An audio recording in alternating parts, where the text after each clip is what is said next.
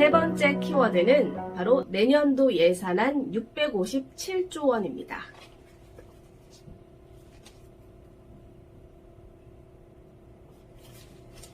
제가 지금 신문을 들고 펼쳐봤는데요. 여기에 내년도 예산안이 어떻게 짜여져 있는지 자세하게 지금 신문에 나와 있는데 이거 다 읽어볼 시간이 없잖아요. 그래서 제가 간략하게 여러분들을 위해서 지금 정리를 좀 해드리도록 하겠습니다.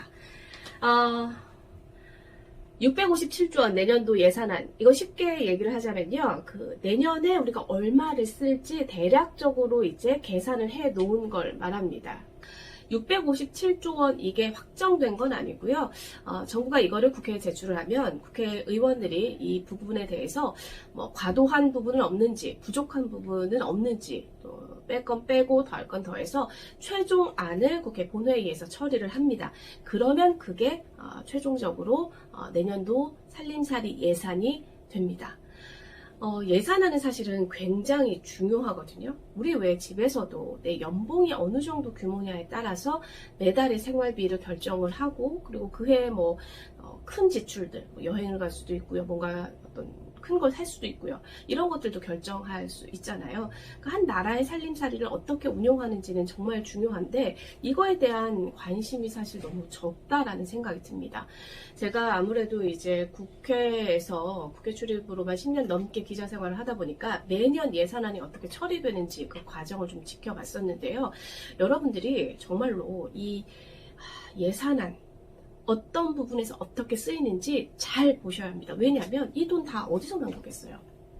바로 여러분들의 세금입니다. 내 세금이 제대로 쓰이고 있는지, 혹시나 허투루, 혹시나 낭비성으로 지출되고 있는 건 아닌지 지금부터 라도 열심히 꼼꼼히 좀 살펴봤으면 좋겠습니다. 자, 우선 가장 이번 내년도 예산안에서 큰 특징이라고 한다면 전체적인 이 예산의 성격이라고 하죠. 그게 바로 긴축 재정입니다. 이거는 사실 그 전 정부, 문재인 정부 때는 사실 확장 기조를 계속해서 유지를 했었거든요. 근데 이번에는 긴축으로 돌아선 겁니다. 윤석열 정부에서는. 한마디로 긴축은 뭐냐? 허리띠를 좀 졸라 매겠다라는 표현이다, 의지다, 이렇게 좀 해석할 수 있을 것 같은데요. 작년에 대비해서 한 2.8% 정도만 증가를 했습니다. 문재인 정부 동안은 평균 한 8.7% 정도 상승을 했었거든요. 그러니까 그거랑 비교했으면 확실히 우리가 좀 이번 정부에서는 조금 허리띠를 졸라 맸다, 좀 긴축했다, 줄였다라고 볼 수 있을 겁니다. 이건 현 정부가 재정 건전성을 높이겠다라는 그런 의지가 반영된 예산안이다라고 볼 수가 있을 텐데요. 사실 전 정부 때도 그 기조에 의해서 굉장히 많은 돈을 풀기도 했었고, 여기에다가 여러분도 아시다시피 코로나19 사태가 있었죠. 그래서 우리가 현금성 지원도 굉장히 또 많이 했었습니다. 그러다 보니까 시중에 돈이 많이 풀렸고요. 또 물가도 굉장히 상승률이 지금 현재 높은 상황에서 현 정부 입장에서는 어쩔 수 없는 선택이 아닐까라는 그런 해석들, 그런 평가들이 나오고 있습니다. 자, 그러면 이제 두 번째로는 이 657조 원 세세하게 좀 살펴봐야겠죠. 어디에 어떻게 쓰였는지, 얼마나 쓰였는지 구체적인 내용을 지금부터 좀 보겠습니다. 가장 규모가 큰 분야는 어딜까요? 이 657조 원 중에 가장 많은 돈을 쓰는 분야는 어딜 것 같으세요? 여러분들도 아마 다 있으실 텐데 저는 아마도 옷, 신발, 가방에 가장 많은 지출을 하지 않을까 싶은데요. 우리나라 예산은 657조 원 중에서 지금 242조 원, 약 3분의 1 이상을 복지 분야에 배정을 했습니다. 복지 분야, 뭐 어떤 게 있을까요? 저소득층 생계급여액을 지금 162만 원에서 183만 원으로 확대를 하겠다고 했고요. 또 장애인 돌봄 서비스를 확대하고 또 노인 일자리 수를 확대하겠다고 했습니다. 사실 저는 이 부분은 조금 어쩔 수 없는, 그리고 또 확대가 필요한 그런 부분이 아닐까 싶습니다. 또 이슈 관련됐던 게 저출산 관련 대책으로 이 육아휴직 기간을 기존 12개월에서 18개월로 늘리는 안도 지금 포함이 됐다. 아마 이거 여러분들 그 신문이나 뉴스에서 좀 보셨던 분들이 계실 텐데 저는 굉장히 이 부분 찬성하는 편입니다. 물론 제가 결혼하지 않은 사람이지만 이 그 기사를 보고 댓글에 이런 지적도 있더라고요. 뭐 이런 거는 그걸 해줄 수 있는 회사에 다니는 사람만 혜택받을 수 있는 거 아니냐, 뭐 이런 비판, 불평, 이런 그 댓글도 봤는데, 근데 저는 그런 것 같아요. 이런 건 정말 그 사회적 인식 변화를 위해서도 그 시작이 정말로 중요하다라고 생각하거든요. 우리 왜 남편, 남자, 아빠의 육아휴직 한 20년, 30년 전으로 되돌아가면, 아직 안 태어나신 분도 있겠지만 20년, 30년 전으로 돌아가면 사실 그 자체 인식이 굉장히 낮았어요. 그럴 수도 있어? 요 정도였거든요. 하지만 지금 어떻습니까? 아빠의 육아휴직? 그럴 수 있고 당연한 거 아니야? 물론 뭐 해주는 회사가 있으면 좋겠지만, 그래도 전반적인 사회적인 인식은 그걸 할 수 있으면 써야지, 뭐 육아휴직도 뭐 필요하지 라는 인식은 지금 저변에 다 깔려 있다고 생각하거든요. 그게 정말 중요하다고 생각합니다. 그래서 당장은 뭐 이게 모든 기업이나 모든 회사에 다 적용되기 어려운 부분일 수 있겠지만, 사회적인 인식 변화를 위해서는 저는 반드시 좀, 아빠도 육아휴직을 반드시 써야 이걸 늘릴 수 있는 이러한 제도들 필요한 부분이 아닐까 싶습니다.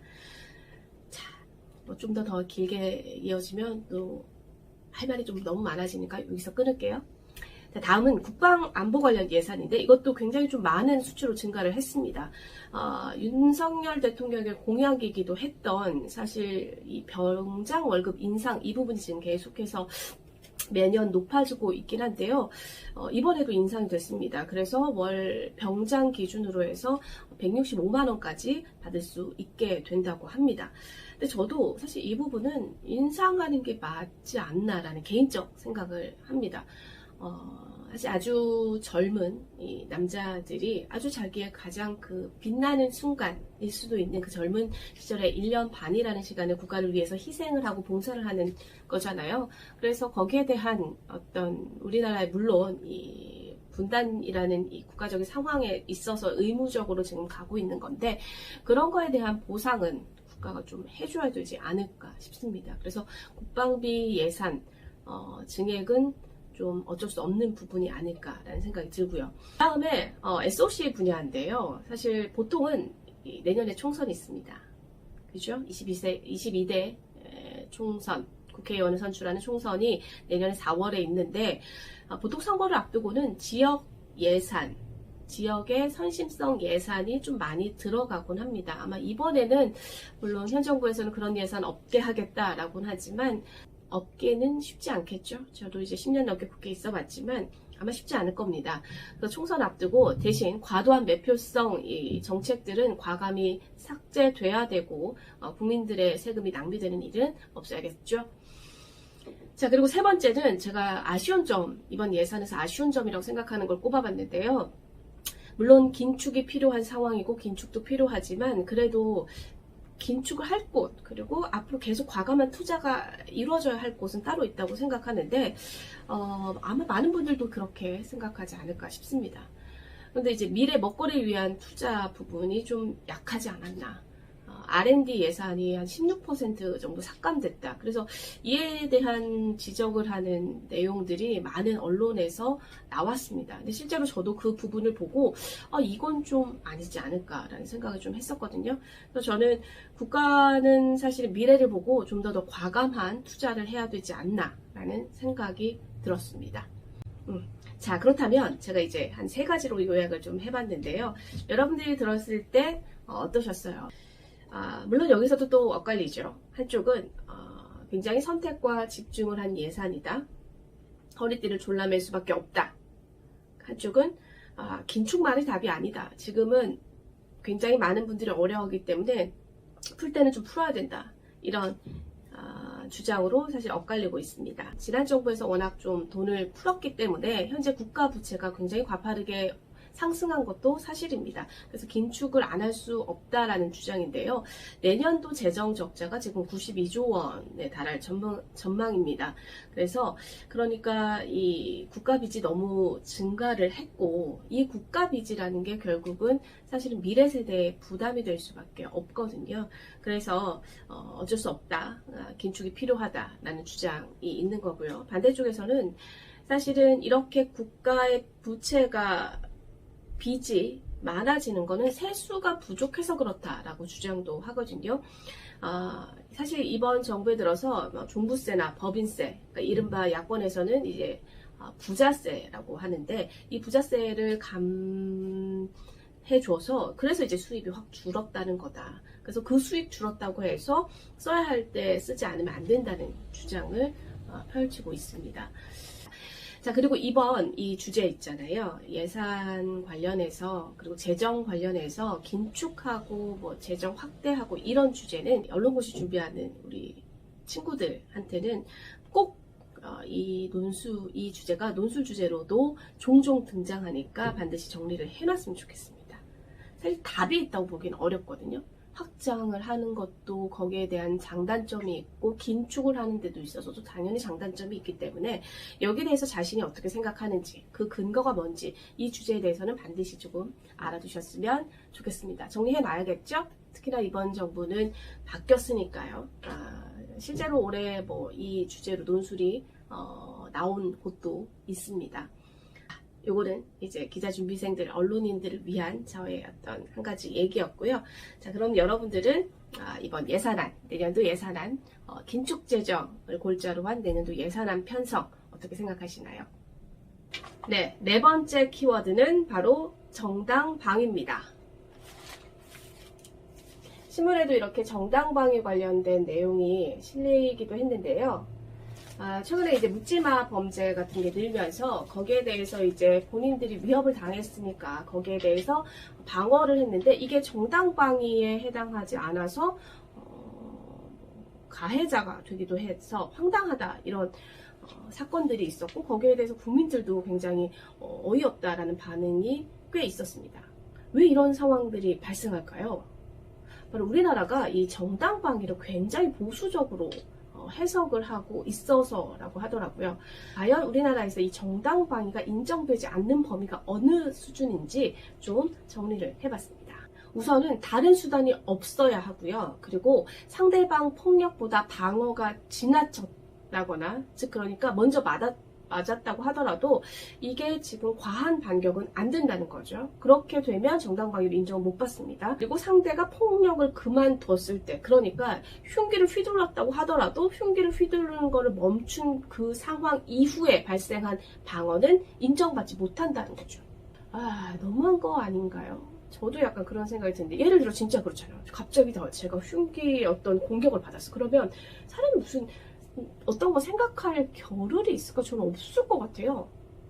내가 지금 이렇게 위험에 빠졌는데 뭐라도 지금 닥치는 걸 막 나한테 있는 걸 막 다 던지는 뭐라도 해서 지금 내가 그 위협에서 벗어나고 싶지 않을까요? 근데 너무 우리나라가 사실 저도 이번에 처음 알았지만 너무 소극적으로 굉장히 법 해석을 하는 게 아닌가라는 생각이 듭니다. 그래서 전문가도 그 얘기를 한대요. 법원에서 이 판사들이 이 정당 방위 자체에 대해서 좀 더 폭넓게 인정을 해줘야 한다 이런 지적이 있다고 하더라고요. 이렇게 우리나라는 사실 굉장히 정당 방위를 좁게 해석해서 문제인데 또 미국에서는 또 너무 폭넓게 인정해서 또 문제라고 하네요. 자, 어쨌든 이게 각 법이라는 게 사회, 국가마다 좀 다르게 뭐 해석되는 부분들도 있고 다른 기준으로 적용되는 부분들이 있다 보니까 이런 기준들을 좀 잘 알아서 혹시나 모를 그런 부당함을 당하지 않도록 해야 하지 않을까 싶고요. 이 법원에서는 이런 정당방위 미인정에 대해서 정당방위에 대해서 좀 더 폭넓게 인정할 필요가 있지 않나라는 생각이 들었습니다. 네, 제가 마지막 5번째로 꼽은 키워드는 뭘까요? 바로 인물인데요. 그 중에서도 김남국 의원을 꼽았습니다. 아마 뭐 많은 분들이 알고 계실 수도 있는데요. 김남국 의원 거액의 코인 거래로 인해서 국회 윤리특위에서 제명안이 논의가 됐었는데 결국 윤리특위 소위에서 이 제명안이 부결이 됐습니다. 당시 뭐 민주당 셋, 국민의힘 의원 셋 이 소위에 참여했는데 민주당 의원들 3명이 모두 이제 부결표, 그러니까 제명안을 처리하지 않기로 한 것으로 지금 해석이 되고 있습니다. 자, 여러분은 어떻게 생각하시나요? 헌법기관이라고 하죠, 국회의원들은.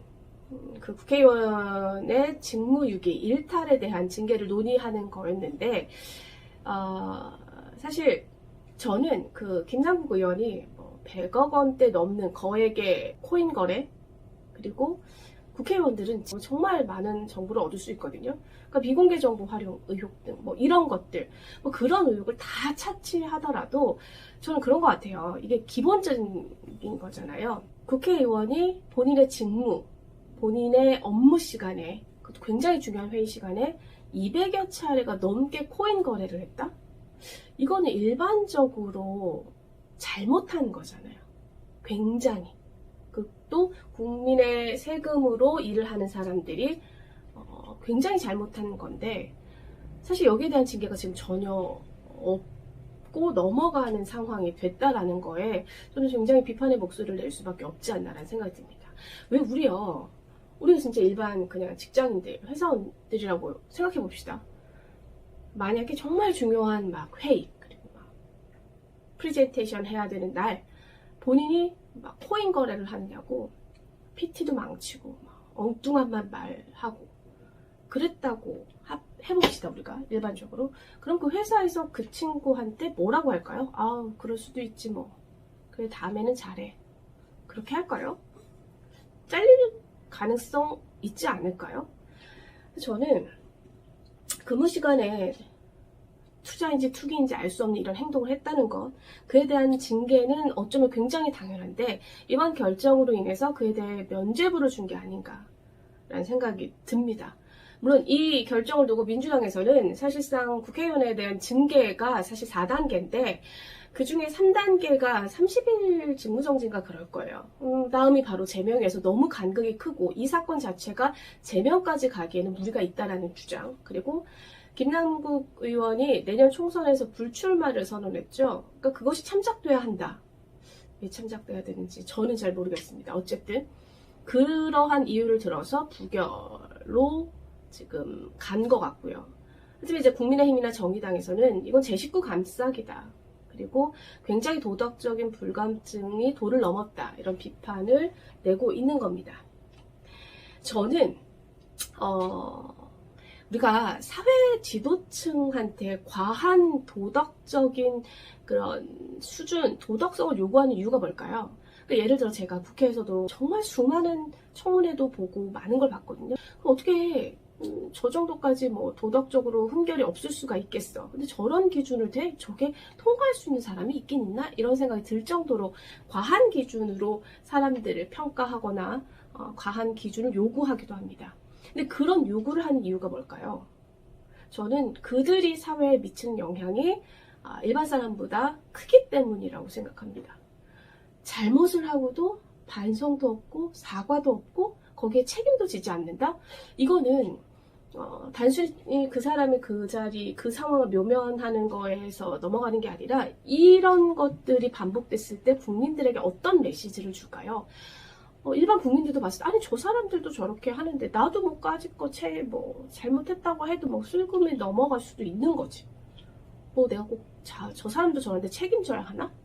이런 생각을 가진 사람들이 많아지지 않을까요? 그럼 그런 사람들이 1명, 2명, 3명 또 늘어나면 그 사회는 어떻게 될까요? 전 그래서 이게 단순히 어떤 여러 가지 정치적인 고려 필요할 수도 있죠. 저 거기에 대해서 부인하지 않습니다. 고려할 수 있죠. 그런데 사회적으로 많은 사람들한테 어떤 영향을 미칠 수 있는 그런 것들, 특히나 윤리적으로 이런 것들은 제발 좀 깊은 고민이 필요하고 깊은 고민을 좀 하셨으면 좋겠다라는 생각이 들었습니다. 사회뉴스 이슈 하다 보면 즐거운 얘기는 사실 없는 것 같아요. 자, 그리고 사실 인물을 제가 선택할 때 있어서 이번 주 사실 가장 핫한 인물을 꼽으라고 하면 아무래도 단식 투쟁 선언을 한 민주당 이재명 대표를 먼저 꼽을 수도 있었는데, 사실 이렇게 되면 너무 정치적인 이슈, 정쟁적인 국면들이 많이 있어서 일부러 좀 빼봤습니다. 그래서 이 얘기는 할 게 참 많을 수 있는데 처음부터 너무 정쟁적인 주제를 피하고 싶어가지고 이 부분을 뺐고, 만약에 향후 이런 주제들을 좀 같이 얘기해보고 싶다라고 하시면 그때 좀 고민해서 결정을 해보도록 하겠습니다. 어쨌든 5번째 저희 키워드는 김남국 의원이었습니다. 시사 뉴스를 요약해주는 여자 클라, 오늘 첫 번째 시간이었는데요. 사실 좀 재밌게 해보고 싶다는 생각은 드는데 아직까지 저도 이제 기자 생활을 끝낸 지가 얼마 안 돼서 뭐 그렇게 재밌게 나오지는 않는 것 같습니다. 앞으로는 조금 더 편안하게, 그리고 그냥 옆에서 그냥 얘기해주는 그런 느낌으로 좀 해볼 생각이긴 한데요. 주제가 또 근데 주제인 만큼 그렇게 편안한 주제가 나올 것 같지는 않아서 사실 저도 좀 걱정이 되기는 합니다. 어쨌든 오늘 첫 번째 시간 이렇게 마무리를 한번 해볼까 합니다. 과연 다음 주에는, 사실 저는 뭐 매주의 어떤 요약을 하는 거기 때문에 다음 주에 어떤 일이 일어날지 저도 알 수가 없습니다. 어떤 일이 벌어질지 좀 걱정스러운 일은 최대한 벌어지지 않았으면 하는 바람, 그리고 사실 사이가 좋으면 제가 말할 거리가 없어서 더 고민에 빠지기는 하는데요. 그런 고민에 빠지게 되는 한 주가 되면 더 좋을 것 같다는 생각도 듭니다. 어쨌든 오늘 첫 시간 여기까지 할게요. 다음 주에 또 봐요.